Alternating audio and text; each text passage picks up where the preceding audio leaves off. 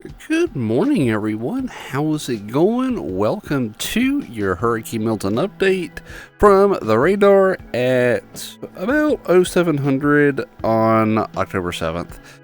Now, let me tell you, I really didn't want to be making this update. I wanted the scene to fizzle out, but that's just not how the cards are playing out this time. So, let's go ahead and take a look at the update so we can see what's going on with this thing. So, as of the 0500 update, Hurricane Milton is still very small in comparison to Hurricane Helene. It's using its size to its advantage to basically avoid a lot of the issues that Helene ran into. Did stop Helene, but this frontal boundary that's literally right next door to it doesn't seem to be doing a whole lot to stop this thing's growth, and I think this thing may already be a Category 3 hurricane based on satellite imagery. But as of the 0500 update, it was a 100-mile-an-hour Category 2 hurricane. And let's look at the exact data.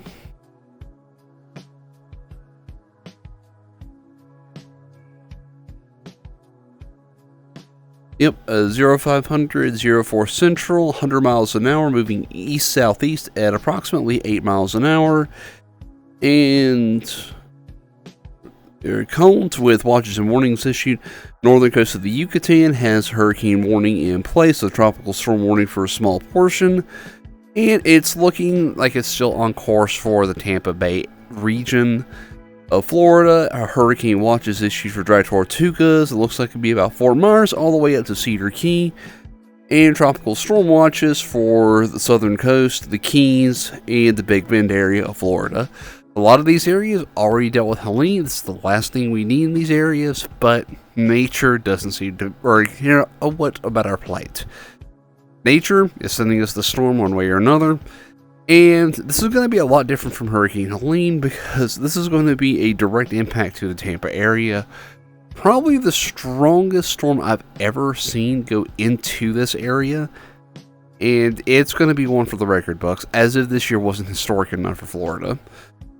But, so we see the cone, it's still on track for Tampa, looking to be a major hurricane by later today, and possibly Cat 4. So let's look at the model intensity, because I don't often look at that, but it's worth mentioning in this case.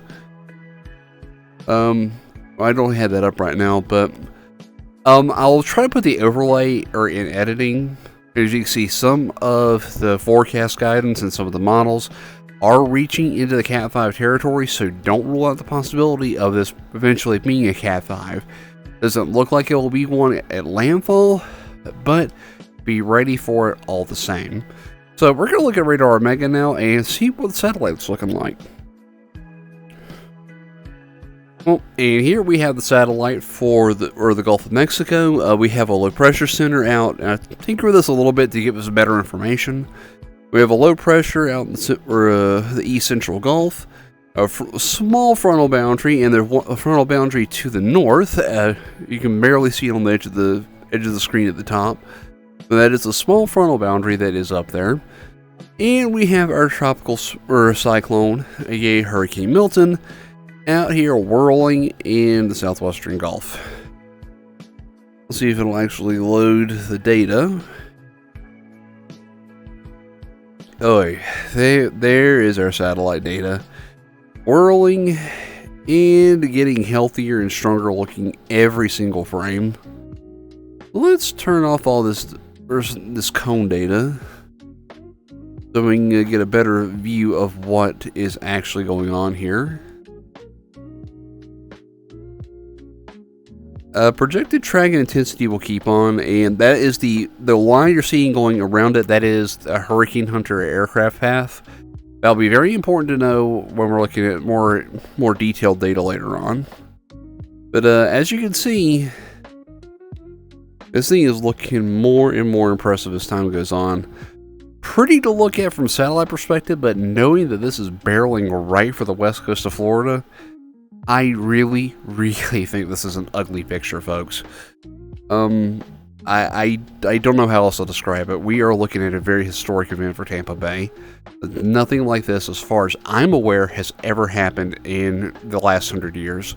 definitely not my lifetime, and a lot of the lifetime of the folks living in that general area. Even inland after this hits, you can see how far inland the hurricane warnings are going.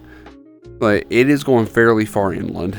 A lot of the same places that were just under tropical storm and hurricane warnings because of Helene. So we are going to have a rough couple of days, folks. So if you're in a low-lying area or housing that may not stand up Category 4 winds, like in other words, not built post 2004, but pre-2004 and doesn't meet certain requirements, I would consider getting out now because you may be running out of time quick. So realistically, today is the last day to get your preps in place. Starting tomorrow morning, things are going to begin going downhill and you will be running out of time very fast. Not to mention, a lot of the stores down there are probably already stripped down to the shelves because people panic buying and not having a plan. But there we've got new satellite imagery. It looks like. Go ahead, pause it at the very end there. See, I can't zoom in on it, but oh, there we go. But, okay, so you can see on our satellite data here, that is a very impressive looking storm. I would not be surprised if it is already a Category 3 strength at the next update, but that is a very strong looking eye. If it's not Cat 3, it is a very strong Cat 2 at a minimum by the next update. So, with that, I wish I had better tidings for you, but here we are. I hope this is helpful. Please seek guidance from your local weather stations, your National Weather Service, National Hurricane Center, or your local officials if you need to evacuate. And be prepared. Don't be scared. Even though I am scared too.